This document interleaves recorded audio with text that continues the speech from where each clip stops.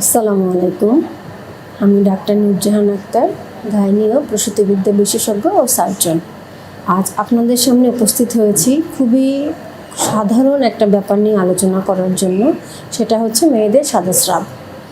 আসলে আমরা যারা মহিলা, যাদের মা আছে, মেয়ে আছে, বোন আছে, আমরা সবাই এই ব্যাপারটা নিয়ে একটু চিন্তিত থাকি। কিন্তু আসলে এই সাদাস্রাবটা নিয়ে আমাদের সবসময় আসলে চিন্তিত হওয়ার কিছু নেই। আমাদের নর্মালি আমাদের যে জনিপথ, সেই জনিপথ থেকে কিছু স্রাব আসে, আমাদের জরায়ুর মুখ থেকে কিছু স্রাব আসে, যেটা আমাদের শরীরের জন্য উপকারী। এই স্রাবটা আমাদের জনিপথকে ভিজা রাখতে সাহায্য করে, বিভিন্ন রোগ থেকে প্রতিরোধ করে এবং স্বামী স্ত্রী মেলামেশাতে অনেক সাহায্য করে। কিন্তু যখনই আমাদের এই স্বাভাবিক স্রাবটা অন্যরকম বা অস্বাভাবিক হয়ে যায়, তখন সেটাকে আমরা রোগ বলে ধরে থাকি। তাহলে প্রশ্ন আসে, আমাদের এই যে সাদা স্রাবটা যেটা স্বাভাবিক, সেটা কেমন হবে? সেটা আসলে দেখতে হবে পানির মতো সাদা, সেটাতে কোনো গন্ধ থাকবে না, কোনো চুলকানি থাকবে না। এখন সব সময় এই স্রাবটা আমাদের শরীরে থাকে না, কিছু কিছু সময় যেটা থাকে, যখন এই সাদা স্রাবটা হয় সেই সময়টাকে আমরা এটাকে স্বাভাবিক বলেই ধরে নিব। যেমন পিউবার্টিতে একটা মেয়ে যখন তার যৌবনে পদার্পণ করে, তখন শরীরে কিছু হরমোনাল চেঞ্জ হয়। হরমোনাল এই পরিবর্তনের কারণে তখন কিছু কিছু সাদা স্রাব আসতে পারে। এটা একেবারেই স্বাভাবিক সাদা স্রাব। তারপরে যে যখন মেয়েদের মাসিক পরবর্তী যখন ডিম বিস্ফোরণের সময় হয়, মাসিকের মাঝামাঝি সময়, যে সময় একটা ডিম মেয়েদের ফোটে, সেই সময়টা কিছুটা স্বাভাবিক সাদা স্রাব বেশি হয় এবং সেই স্রাবটা একটু আঠালো টাইপের হতে পারে। এছাড়াও মাসিকের আগেও হরমোনের পরিবর্তনের কারণে কিছু কিছু সাদা স্রাব আসতে পারে। তারপরে যখন একজন মা যখন গর্ভবতী হয়, একজন মা গর্ভবতী হলে তার শরীরেও কিছু হরমোনের পরিবর্তন ঘটে, কিছু হরমোন শরীরে বেড়ে যায়, যাদের জন্যে নর্মাল যে জরায়ুর মুখের যে স্রাবটা, সেটার পরিমাণ বেড়ে যায়, যোনিপথের যে স্বাভাবিক স্রাবটা, সেটার পরিমাণ বেড়ে যায়। তখন এই পরিমাণটা বেড়ে যায়। এছাড়াও যখন স্বামী স্ত্রী যখন মেলামেশা করে, তখন যৌন উত্তেজনাটা বৃদ্ধি করার জন্য এবং সেই সহবাসটাকে সহজ করার জন্য কিছু কিছু সিক্রেশন আসতে পারে এবং বিভিন্ন কারণে এটা হতে পারে। অনেক সময় দেখা যায় আমাদের জরায়ুর মুখের ওখানে যদি ইনফেকশন হয়, তারপরে ওখানে যদি মিউকাস টাইপের কোনো পলিপ যদি কোনো একটা মাংসের টুকরা বাড়ে এবং যদি জরায়ুর মুখ ভিতরের অংশটা জরায়ুর মুখে সেটা যদি বাইরের দিকে বের হয়ে আসে, তখনও বেশি বেশি সাদা স্রাব আসতে পারে। তারপরে যখন রিপ্রোডাক্টিভ পিরিয়ডে, যখন যে সকল মহিলারা জন্ম নিয়ন্ত্রণের বড়ি খান, এই জন্ম নিয়ন্ত্রণের বড়ি খেলেও সাদা স্রাবের পরিমাণটা বাড়তে পারে। তারপরে বয়স্ক মানুষ যাদের জরায়ু বাইরের দিকে বের হয়ে আসে, তাদের অনেক সময় এটার জন্য বেশি বেশি সাদা স্রাব হতে পারে। অনেকের জরায়ুটা যখন পেটের ভিতরে স্বাভাবিক অবস্থায় থাকে না, যে নর্মাল যে স্বাভাবিক পজিশন, তার থেকে একটু উল্টো থাকতে পারে, তাদের ক্ষেত্রে একটু স্বাভাবিক স্রাবের পরিমাণটা বেশি আসতে পারে। এছাড়াও যাদের শরীর খুব দুর্বল, যারা রোগা পাতলা, তাদেরও এই স্রাবটা বেশি আসতে পারে। অনেকে মনে করে থাকেন যে এই সাদা স্রাবটা বেশি হওয়ার কারণেই বোধহয় শরীর দুর্বল হয়ে যাচ্ছে, কিন্তু আসলে ব্যাপারটা এরকম না।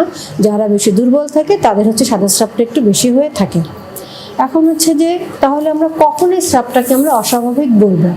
বিভিন্ন জীবাণু দিয়ে যখন শরীরে যোনিপথের আক্রমণ হয়, তখন এই স্রাবের চরিত্রটা পরিবর্তন হয়ে যায় এবং এই পরিবর্তিত চিত্রটাকেই আমরা তখন অস্বাভাবিক বলে ধরে নেব। এই পরিবর্তনটা কেমন কেমন হতে পারে? এটা বিভিন্ন ভাবে হতে পারে। যেমন ট্রাইকোমোনিয়াসিস নামে একটা জীবাণু আছে, সেটা যদি ওইখানে যোনিপথে আক্রমণ করে, তখন যে স্রাবটা আসবে, সেটা হলুদাভ সবুজ টাইপের একটা স্রাব আসবে। এটা থাকবে পানির মতো পাতলা এবং অনেক সময় দেখা যায় এই স্রাবটা যোনিপথের গায়ে গায়ে লেগে যাবে এবং এর সাথে অনেক পরিমাণে চুলকানি থাকে। এরপরে ক্যান্ডিডা এলবিকেন্স নামক একটা জীবাণু দিয়ে আক্রমণ হলে সাদা স্রাব হতে পারে। সেটাতে সাদা স্রাবটা কেমন হবে? সাদা স্রাবটা হবে দইয়ের মতো ছাড়া ছাড়া হয়ে আসবে, খুব ঘন হবে, এখানেও চুলকানি থাকবে। এছাড়া আমাদের ব্যাকটেরিয়াল ভ্যাজাইনোসিস নামে একটা রোগ আছে, সেটাতেও সাদা স্রাবের পরিমাণটা বেশি আসতে পারে।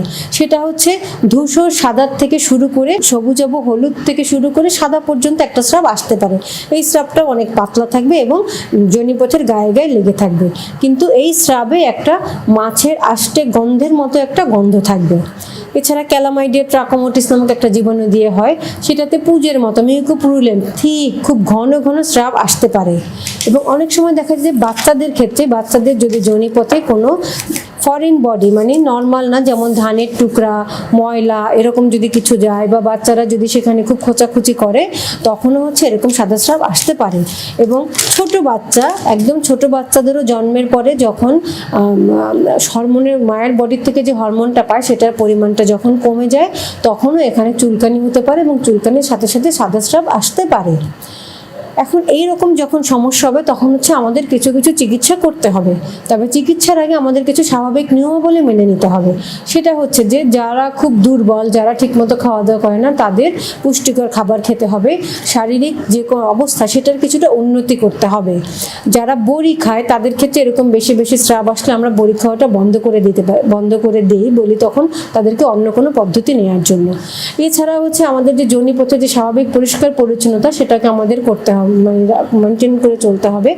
প্রতিবার গোসলের সময় খুব সুন্দর করে যোনিপথটা পরিষ্কার করতে হবে। 2-3 দিন পর পর ওই জায়গাটা আমরা সাবান দিয়ে পরিষ্কার করতে বলি।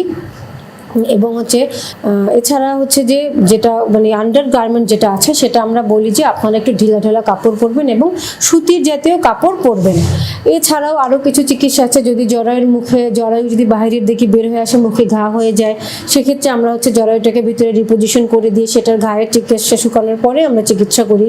তারপর যাদের জরায়ুর মুখের সমস্যা তাদের ক্ষেত্রে আমরা কিছু কিছু সার্জারি করে থাকি, ইলেকট্রোকাটারি করে থাকি, ক্রায়ো সার্জারি করে থাকি। আর বেশিরভাগ চিকিৎসা সাধারণত আমরা ওষুধ দিয়ে করে থাকি এবং ওষুধ খেলেই এই রোগগুলো সাধারণত ভালো হয়ে যায়। তবে যারা বিবাহিত তাদের ক্ষেত্রে হচ্ছে যে এই ওষুধগুলো যখন খাবে সাথে সাথে তার যে পার্টনার বা হাজব্যান্ড তাকেও ওই ওষুধগুলো শেয়ার করতে হবে, তা না হলে হচ্ছে এই রোগটা ভালো হবে না। কারণ হচ্ছে যে যদি শুধুমাত্র মহিলা ওষুধ খায়, হয়তো তার জীবনটা মরে যাচ্ছে, কিন্তু তার সাথে সহবাসের মাধ্যমে, মেলামেশার মাধ্যমে তার হাজব্যান্ডের বডিতে যে জীবনটা থেকে যাচ্ছে সেটা মরে যায় না। যখন আবার তারা মেলামেশা করবে তখন হাজব্যান্ড থেকে আবার হচ্ছে তার শরীরে হচ্ছে যে এই রোগটা চলে আসতে পারে। এই জন্য হচ্ছে যে তার যে পার্টনার তারও হচ্ছে যে চিকিৎসা করতে হবে। এবং চিকিৎসা চলাকালীন সময় অবশ্যই তাদেরকে সহবাস বন্ধ 2 সপ্তাহের জন্য সহবাস বন্ধ রাখতে হবে, অথবা সহবাস করলেও কন্ডম ব্যবহার করতে হবে। এবং সর্বোপরি এরকম কোনো সমস্যা হলে জরুরি মানে ডাক্তারের সাথে যোগাযোগ করতে হবে। ধন্যবাদ।